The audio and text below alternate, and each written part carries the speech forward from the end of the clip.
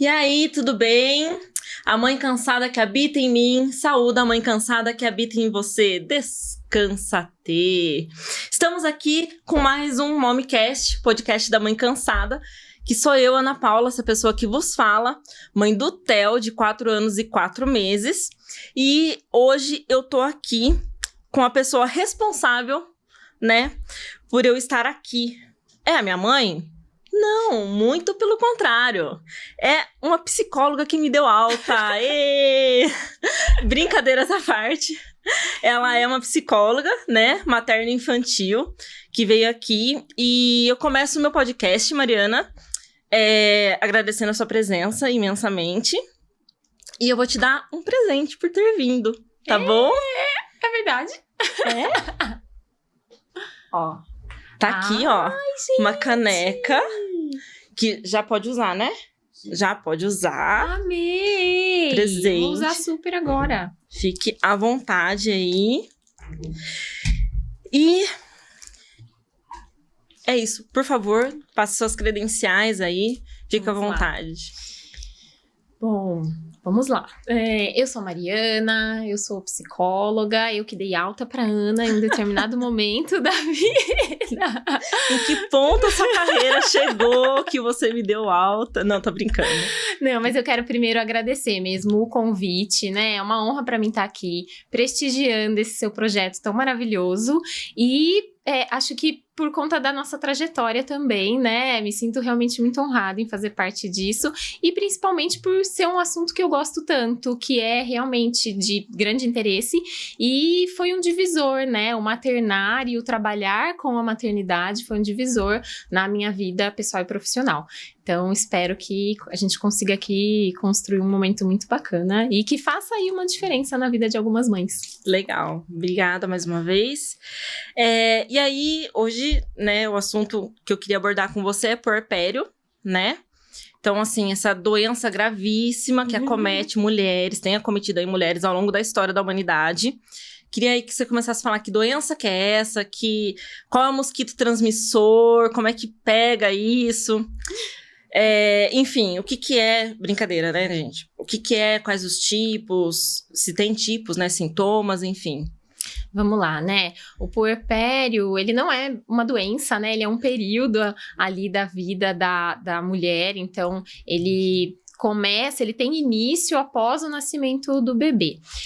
Hoje em dia se fala muito mais sobre toda a fase ali, todo o período gravídico puerperal, então é muito bom, mas é um assunto que não se esgota, dada a quantidade de mulheres que ainda sofrem nesse período, né? Então não foi explorado ainda o suficiente, então é sempre muito relevante todo projeto, toda iniciativa que traga o olhar para a importância aí da saúde mental materna, feminina e como um todo. Voltando então ao que é o puerpério. Se a gente abrir aqui agora, né, um site de busca e colocar o que é o puerpério, vai sair uma descrição totalmente associada à recuperação física e que mesmo essa descrição, a meu ver, ela é errônea, né? Uhum. Tem algo mais ou menos como... Faz um tempo que eu não atualizo essa busca, mas se você colocar, vai sair algo como a recuperação, o retorno do corpo feminino ao estado normal e que vai chegar ali até 8 semanas. Já tá tudo bagunçado nisso, né? Porque o que é o estado normal? A gravidez, ela é também um estado normal. Claro que ela é um período, né? Que tem uma duração. Mas quando se fala o retorno, passa uma impressão de que esse corpo, ele volta a ser aquilo. E ele passou por uma gestação. Ele não volta a ser o que era. O que eu tô dizendo do retorno não é sobre peso, é sobre as mudanças que ocorrem ali, desde do físico, do intrauterino, neuronal, são diversas mudanças que a mulher passa, né, após o período gestacional. Então, voltando ao que cabe como esclarecimento de puerpério, né? O puerpério, ele tem início, sim, após o nascimento do bebê, mas ele não tem necessariamente, assim, especificamente, um limite para ser descrito como final. A partir desse momento não é mais puerpério. Quando eu trabalho com puérperas ou na preparação ao puerpério, eu trato o puerpério, eu explico ele, né, como uma crise. Mas crise não no sentido de catástrofe. Entendi. Crise no sentido dessa mudança, né? É um período de grande transformação, um período ali muito de muitas mudanças. Então, quando ele acaba, a gente não tem muito como quantificar isso. O que vai determinar esse fim talvez seja a autopercepção dessa mulher do retorno a si, né? Dessa retomada da própria vida, não só naquilo que diz respeito ao maternar. Então, fica aí uma coisa mais me fugiu a palavra. Uma coisa... Eu acho que daí é uma coisa mais... Depende muito da mulher. Não sei, eu vou dar minha opinião como mãe, né? Então, por exemplo, eu não sabia o que era puerpério até pouco tempo antes do meu filho nascer. Uhum. Depois eu comecei a pesquisar, obviamente, né? Então, assim, você falou das transformações do corpo. E são algumas que, como você falou, nunca mais voltam, inclusive até cerebrais, né? Uhum. Então, realmente, eu acho que varia muito de mulher para mulher. Assim como tem mulheres que sofrem mais e mulheres que sofrem menos. Uma coisa que você falou que me chamou a atenção foi justamente o uso dessa palavra, do sofrimento. Uhum. Então, o puerpério, ele é um período de sofrimento? Ou existem mulheres... E depois eu posso até falar da minha experiência, mas existem mulheres que falam, nem vi quando começou, nem vi quando terminou, não reparei. Isso existe ou não? Toda mulher vai sofrer, né? Um sofrimento não é, como você falou assim como crise, não é uma catástrofe. Uhum. É um sofrimento do tipo de você sair da sua zona de conforto, você virar outra pessoa, né? Então, existe mesmo essa coisa de mulheres que nem sentem o puerpério, ou que sentem menos, ou que sentem mais. Como é que é isso? É bem variável mesmo, né, Ana? Então, como que a gente pode pensar a partir disso? O puerpério, ele vai ser mais ou menos intenso. Toda mulher vai passar pelo puerpério, porque a descrição é justamente esse período pós-nascimento do bebê, com todas essas transformações. Quando a gente olha para o puerpério do ponto de vista biológico, então, assim, vou falar aqui de forma muito superficial, até porque não é necessariamente a minha atuação, Sim. mas que eu acho que contextualiza de uma forma interessante. Quando o bebê nasce, né, e a saída da placenta ali, a mulher passa por uma queda muito grande de progesterona e... Eu ia falar dos hormônios. E também alterações da tireoide, e isso por si só, então a queda desses níveis no organismo feminino, ele tá associado ao quê? Sintomas como sensação de tristeza, cansaço, então esses sintomas que estão presentes no puerpério, eles vão ser vividos porque essa queda acontece após o nascimento do bebê.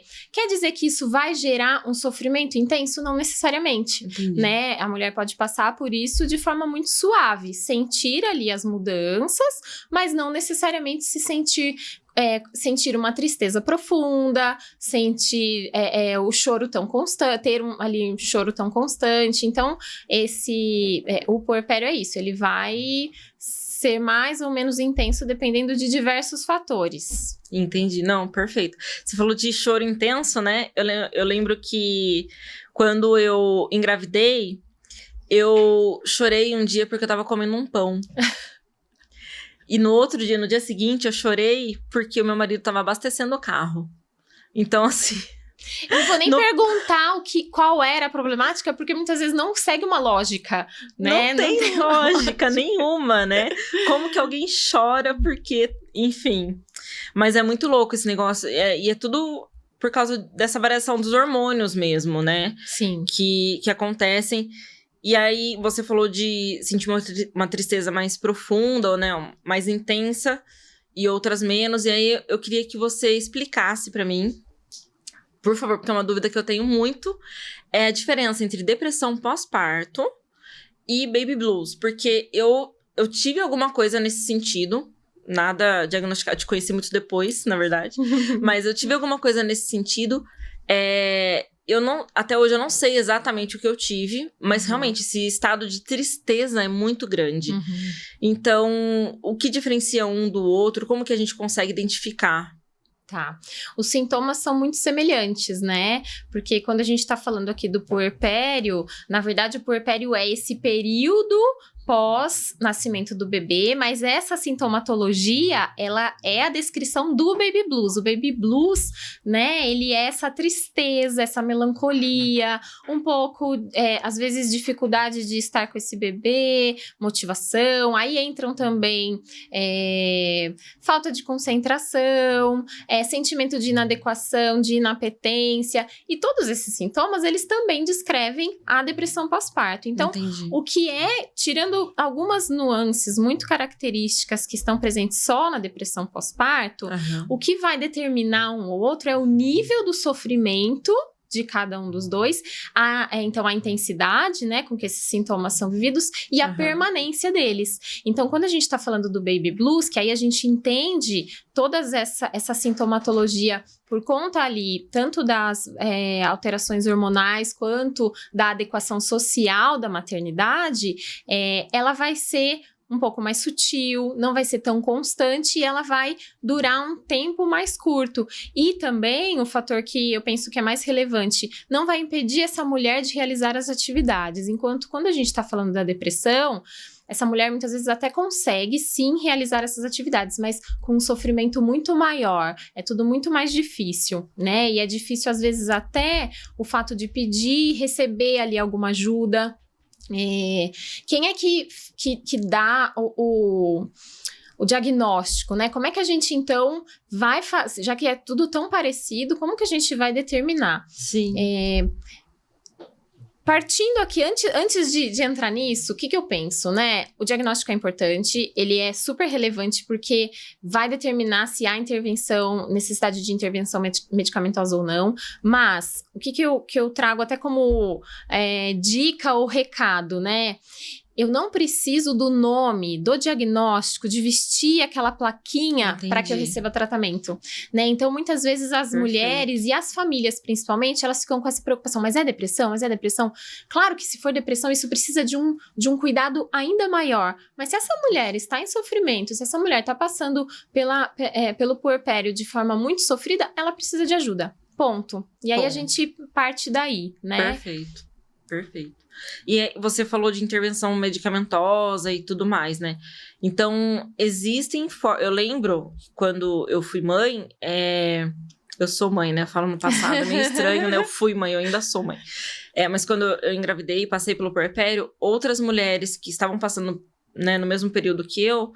elas falavam assim, eu fui no psiquiatra, ele me receitou tal remédio.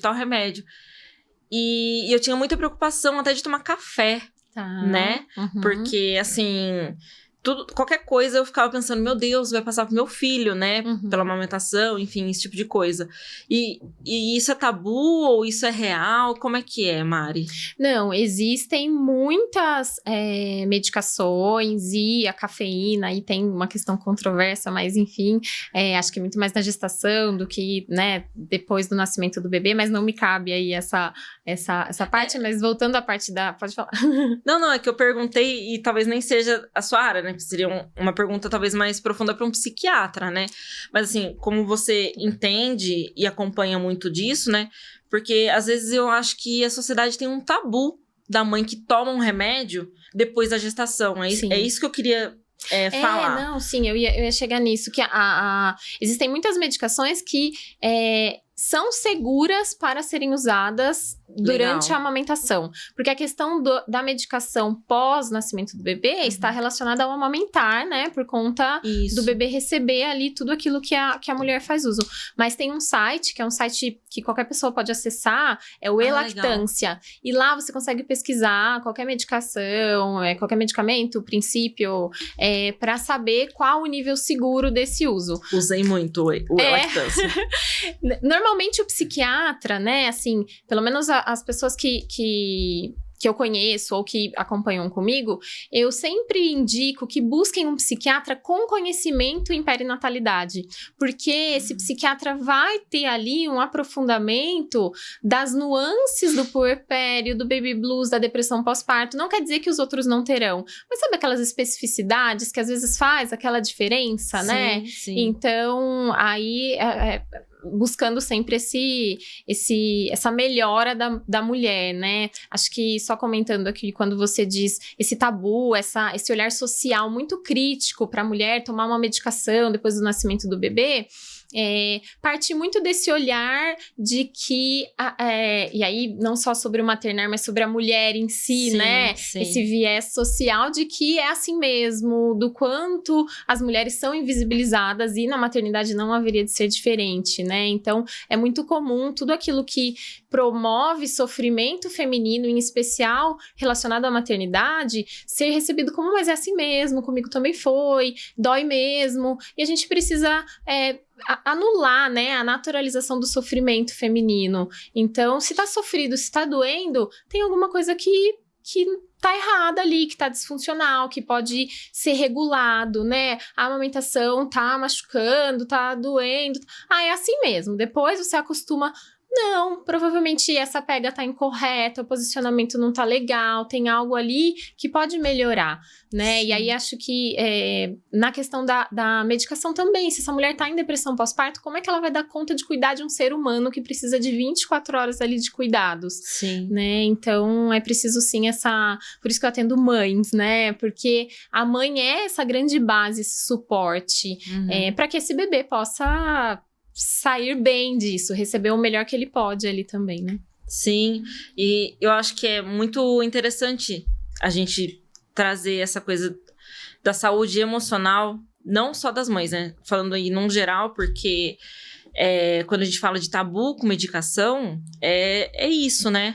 É difícil até você, não sendo uma mulher, né? Não sendo mãe, você falar assim, um homem, assim, chegar numa roda de homens, de amigos, e falar assim, viu, eu tô tomando remédio.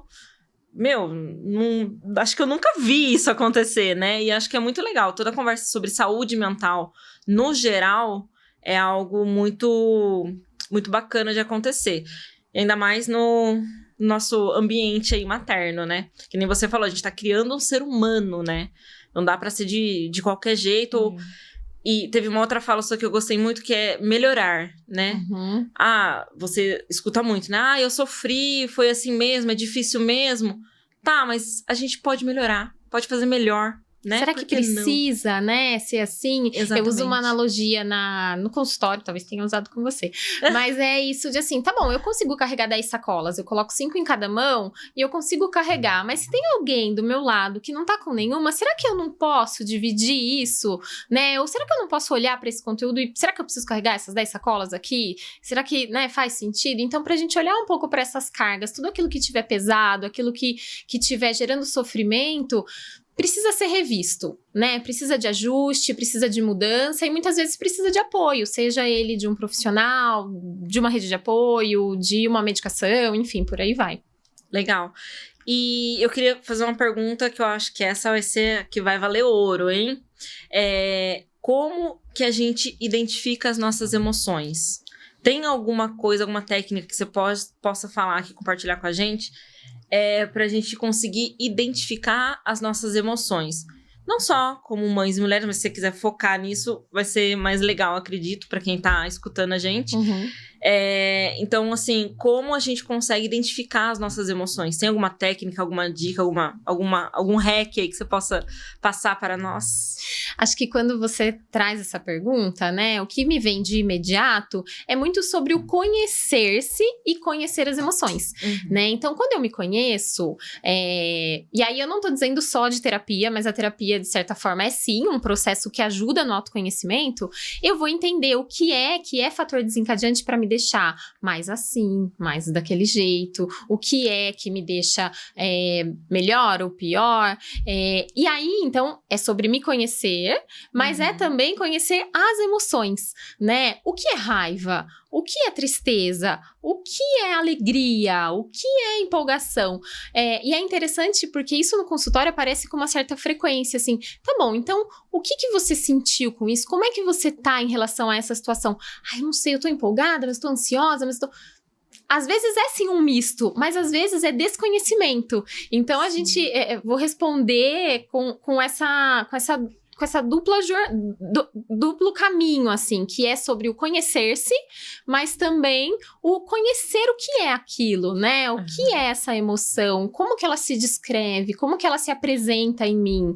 E muitas vezes ela é física, né? Então, se a gente vai descrever a raiva, ela vem como esse fogo que cresce aqui dentro, né? A tristeza é essa coisa meio fria, eu quero ficar encolhidinha, né? Enfim, Sim, aí vai. Perfeito. Muito bom. Respondi? Não, claro, eu acho que buscar o autoconhecimento, né, é o principal. Façam terapia, por favor. Pra gente que faz terapia, ter que não fazer mais terapia pra lidar com quem não tá fazendo. Mas, assim, eu acho que esse autoconhecimento e daí, a partir daí, você saber como lidar com cada situação, né? Eu acho que isso é realmente o principal. E com relação a profissionais que a gente consegue buscar, a gente falou do psiquiatra, você é uma psicóloga, tem algum outro profissional que a gente possa procurar para ajudar nesse momento? Eu não tô falando de rede de apoio, nem pai, enfim. Tô falando de profissionais mesmo, um personal... ou uma academia, ou ter um momento de se exercitar, ou uma nutricionista para a gente poder comer melhor. Como que a gente consegue trabalhar no físico para melhorar o nosso emocional? Tem alguma coisa aí? Sim, na verdade, assim, quando a gente fala de saúde mental, cada vez mais tem se feito essa associação do equilíbrio mental, da saúde mental com a saúde física, né? Sempre se falou mente sã, corpo são, mas cada vez mais tem se estudado e a ciência vem trazendo aí a relação de um com o outro. Então, claro que a gente poderia aqui listar inúmeros profissionais que vão fazer bem, e aí não só no puerpério, na maternidade, na gestação, mas na saúde mental como um todo, para todas as pessoas, né? Mas não necessariamente, o que eu vou dizer aqui é por conta desse recorte econômico mesmo. A gente sabe que muitos profissionais ainda não são acessíveis a todo mundo. O próprio psicólogo, né? Existe aí, assim, muitos aplicativos, alguns grupos, e os próprios profissionais fazem, né, atendimentos sociais, mas não é acessível a todo mundo, né? Sim. Então, a gente não pode cair nesse lugar também, assim, acho um pouco perigoso a gente determinar a importância deles. Eles vão fazer a diferença, sem dúvida. E cada um ali com a sua atuação, na sua área de conhecimento. Mas o importante é que isso seja feito como um autocuidado. Então, o olhar para a alimentação, e claro, se eu tenho um profissional me dizendo, né, o que é melhor ainda. O cuidado com a saúde física, então, fazer uma atividade física que seja possível, né? Mas se eu tenho um personal, se eu tenho uma academia, se eu consigo praticar um esporte com o qual eu me identifico muito, melhor ainda. Então, acho que a gente, o profissional, ele sim, vai fazer uma grande diferença, mas o principal é que cada um consiga olhar ali para onde eu tô olhando para mim, né? Cada um consiga dar essa atenção de eu tô cuidando, é isso do ser humano ser a plantinha com emoções, né? Então, eu tô me regando, eu tô me alimentando, tô nutrindo essa terra, né? Então, vai por todos esses caminhos aí, que cada um que pode oferecer para si mesmo. Sim, e você falando, eu fiquei pensando numa coisa que é muito comum, né? Não tenho... Porque é um período muito delicado da mulher.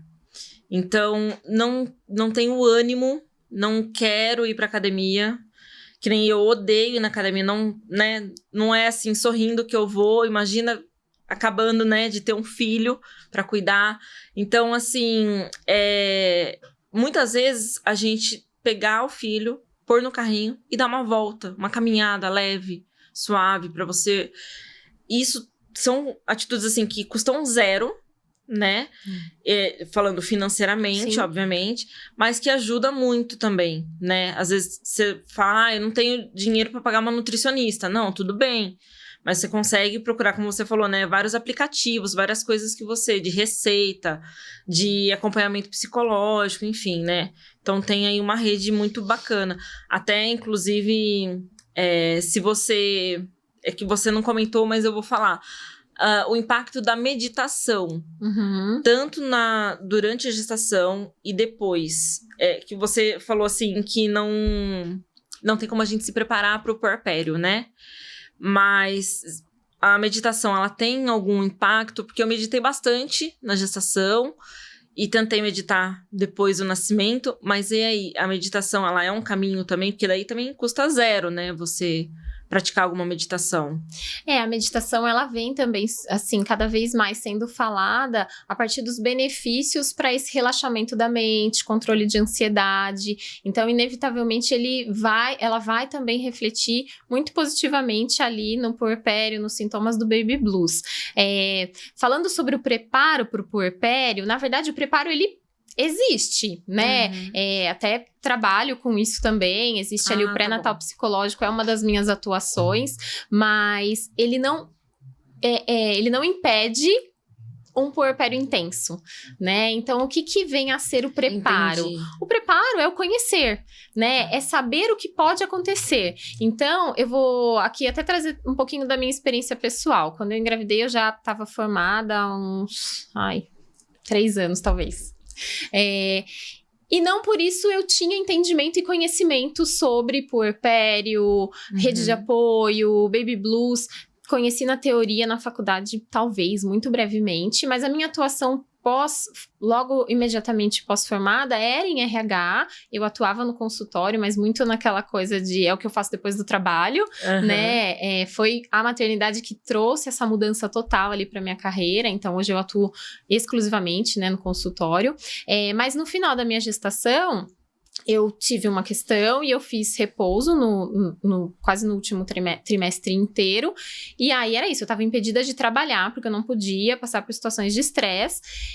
Então vou fazer o quê? Vou estudar sobre gestação. E ali eu comecei a entrar nesses grupos, na época era, né, diferente de hoje, mas assim, tinha bastante conteúdo ainda na internet. E aí, rede de apoio, gente, o que é rede de apoio? O que é puerpério? O que é isso? E claro que naquele lugar, e muitas mulheres, né, ainda passam por isso. Mas tá exagerando, não vai ser tudo isso. Sim. Não precisa ser, né, desse modo. Acho que não vai ser assim pra mim. E acabou sendo, né, e acabou sendo ali uma experiência muito intensa, só que qual que foi o diferencial? Eu tinha conhecido que aquilo era possível de acontecer. Então, quando eu estava ali em alguns momentos, de repente aquele choro, aquela tristeza, mas tá triste porque não sei, tô triste, né? Tô insatisfeita, mas aquilo não tem um nome, aquilo não tem um assim. Quê que tá me gerando isso. Mas eu entendia que aquilo poderia já acontecer, então foi de certa forma um pouco mais fácil de me oferecer um pouco desse acolhimento e de falar, eu preciso voltar pra terapia agora, eu preciso disso, preciso daquilo. Ainda assim, sendo profissional da saúde mental, ainda tive diversos obstáculos, né? Então por isso que ali no início eu falei e eu volto a falar, nunca é o bastante falar sobre o cuidado com a saúde mental, em especial a saúde mental materna, né? Porque mesmo a própria mulher, eu, psicóloga, tendo ali um pouco do conhecimento teórico, me via falando, não, mas tem alguma coisa de errado, mas não é possível que isso é assim pra todo mundo mesmo, né? Até porque é isso, o social muitas vezes tá ali e fala, não, mas é assim mesmo, mas por que você tá... O que tá acontecendo, né? Mas por que isso? Minimizando um pouco dessas dores, enfim. Então, até quando a gente desdobrando aqui já, né? Quando a gente fala de rede de apoio, a importância dessa rede de apoio ou desse parceiro, parceira, né?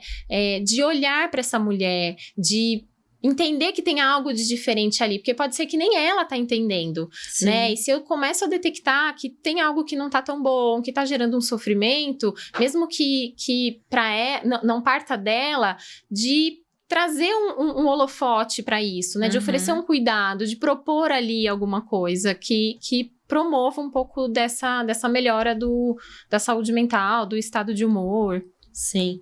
E você falou de novo, né, do Baby Blues. Eu nem sei se estou falando a pronúncia certa. Tá certo? Tá sim, tá ok. sim. Quando você falou, eu li bastante sobre isso também. Que eu tive uma amiga que ela teve... O filho dela 1 ano e alguma coisa a mais. O filho dela nasceu, eu descobri que estava grávida. Tá. Mas é esse o tempo. Não vou lembrar, não vou conseguir fazer a conta agora. Ela falou assim, Ana, pesquisa sobre puerpério. Eu falei, gente, que é isso? Que de palavra comer, é essa? onde eu encomendo, sabe? Tem na Amazon. Enfim, aí eu fui procurar e quando eu li sobre Baby Blues, eu escutei muito sobre horário. Relacionado às 6 horas da tarde, quando começa a entardecer. A hora da bruxa. A hora da bruxa, exatamente. E eu falei, gente, onde eu me enfiei, né? E agora? Não dá pra você voltar, assim, dá um desespero. Eu quero a minha encomenda sem essa parte, né? Exatamente. Você não precisa vir. Ai, gente, eu lembro de ter lido sobre isso, né?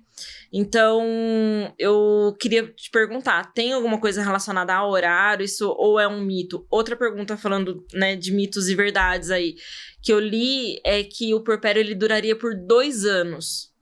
Meu filho fez 2 anos e eu não... Assim, não que eu não melhorei, né? Melhorei, enfim, porque tinha outras... Mas eu ainda tinha esses momentos de tristeza profunda à toa, assim, sem nada. Então, tem ainda algum estudo, você falou que não tem como determinar o fim, né? Mas de tempo de duração, eu falo periodicidade, nada a ver, né? Mas tempo de duração de um puerpério, existe algum estudo que fala assim, 90% é X tempo ou nada a ver? Então, vai ser muito variável de acordo com a vivência da maternidade daquela mulher, né? Então, o que vai influenciar na intensidade, na duração ali dos sintomas do Baby Blues? Então, tanto o cuidado alimentar, atividade física, mas principalmente rede de apoio e o autocuidado. Essa mulher conseguir ir retomando ali aquilo que ela quiser retomar, né? A gente não pode estabelecer, ela for retomando os encontros sociais, ela for retomando a atividade profissional. Depende, né? Cada mulher vai acabar querendo atuar ali de uma forma diferente, mas quando a gente olha para números, né? A rede de apoio, o suporte social, e aí, então, vou falar suporte social, porque entra como rede de apoio e também a parceria desse cônjuge, né? São fundamentais para intensidade desses sintomas do blues puerperal, baby blues, enfim, tem de variações aí nesse nome.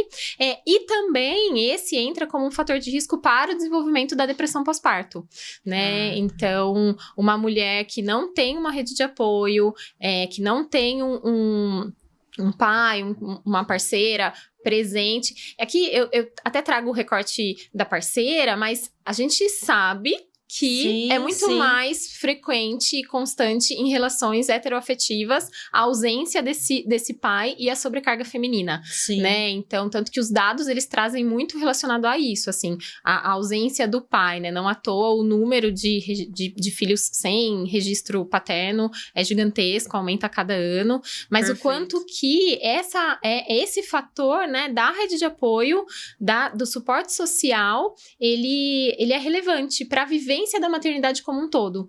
Então, o que a gente entende? Sobrecarga, ela só vai acontecer se eu tô carregando sozinha aquilo, né? Se eu tenho uma família, uma sociedade ali, a aldeia, né? A famosa aldeia que é necessária para criar ali, para educar uma criança, isso fica mais leve, óbvio, porque a hora que eu tô aqui com o meu copo cheio, eu consigo contar com alguém, seja para cuidar de um outro filho, cuidar da casa, cuidar do meu filho, para, enfim, cuidar desse entorno todo, né? Enquanto eu cuido do meu bebê, cuido de mim, cuido dessa conexão. Agora, se eu sou a responsável por tudo isso, onde me cabe nisso? Não me cabe, né? E aí é o que entra como um grande fator de risco para o desenvolvimento da depressão pós-parto. Entendi. E aí o Baby Blues, ele tem relacionamento com o horário ou não? Essa tinha sido a primeira, né? Esqueci. Não. É que eu também desinvestei a falar aí. Então, não existe uma associação de... aqui tem um pico de sintomas e aqui tem outros. Qual que é a compreensão que eu faço aí a partir, talvez, de uma experiência pessoal, mas também muito profissional do consultório, das mulheres que eu atendo? Vamos pensar o seguinte, né? Aqui generalizando, mas a gente sabe que é quase que a realidade mesmo. Sim. À noite acontece um movimento ali, né? Nunca é uma noite. Então, a mulher acorda, a mulher amamenta. Mesmo que exista ali uma ajuda, é ela que amamenta. Mesmo que alguém pegue esse bebê, leve, ela amamenta. Esse corpo tá trabalhando, né? Esse organismo inteiro tá produzindo ali uma alimentação.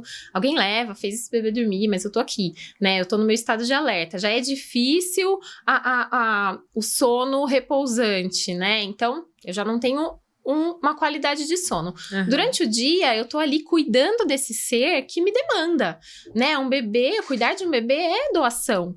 Então, eu cuido, eu alimento, eu amamento, eu me cuido. E assim vai o dia todo. 6 horas é o quê? O fim desse ciclo. Então, é quase que o fim do período... da carga horária ali, né? Seria o momento que, vamos pensar, fazendo até um paralelo com o horário de trabalho. Vai chegando o fim do dia, a gente, não vejo a hora de chegar em casa. Exatamente. Você tá em casa e o seu trabalho tá ali com você, né? Não tem aquela pausa.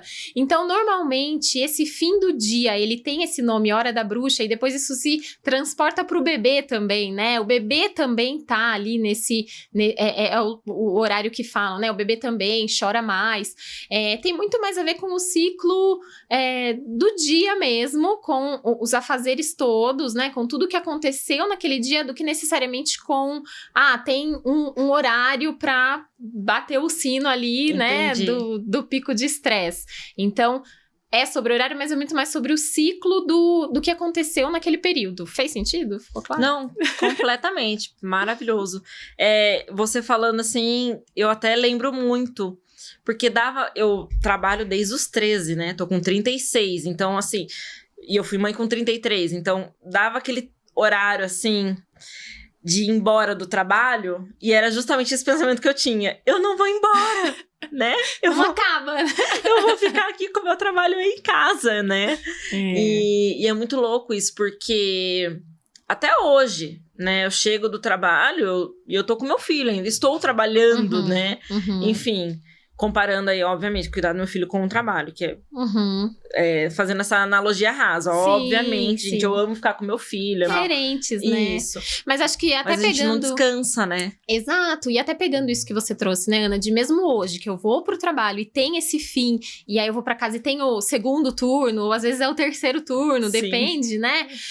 Se eu tô sozinha nessa, isso é muito mais pesado. Sim. Se eu tenho... alguém com quem dividir, ou seja que essa criança vem da escola de banho tomado e eu tenho a jantinha ali que eu encomendei, ou que a avó fez, ou que seja lá o que for, né?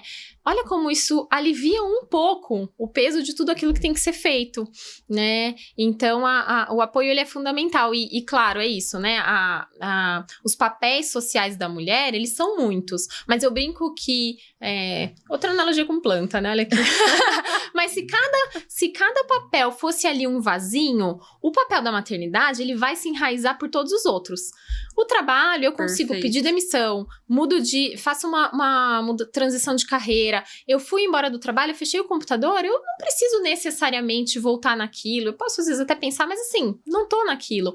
A família, eu posso me afastar, eu posso ir e vir, eu posso cortar relações. O social, mesma coisa, né? Eu faço parte desse grupo, eu não quero mais, eu agrego outras pessoas. Isso se fecha. O maternário influencia em todos esses, né? Então, eu tô no trabalho, de repente eu recebo uma ligação da escola, eu tô... E por aí vai, né?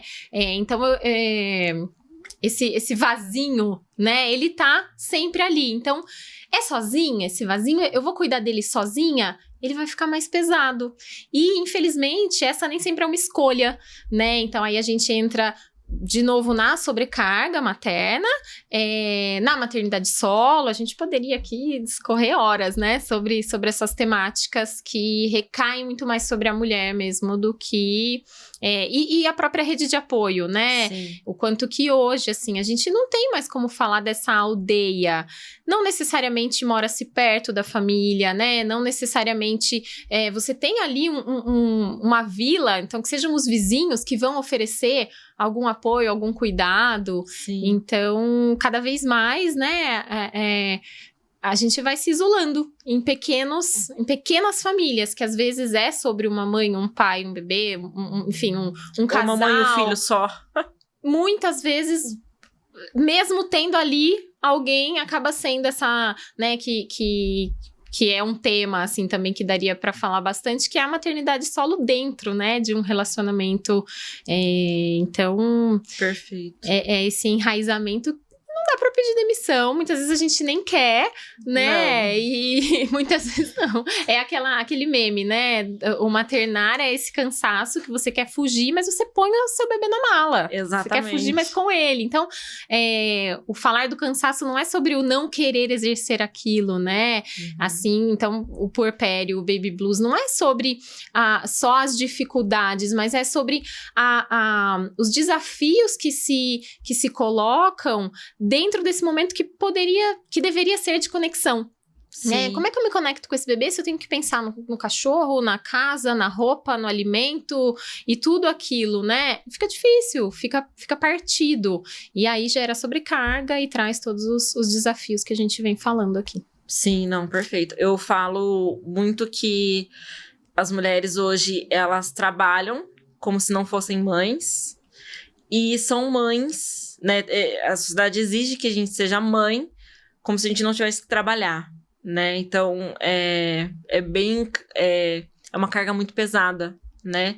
E, de novo, o intuito nosso aqui dessa conversa não é, de maneira alguma, anular, né? Eu falo assim, gente, não sejam mães, nem nada disso. É só preparar, né? As pessoas terem aí um pouco de informação de qualidade para passar por essas mães, né? Para elas saberem que elas não estão sozinhas, que elas têm formas de lidar com isso, enfim.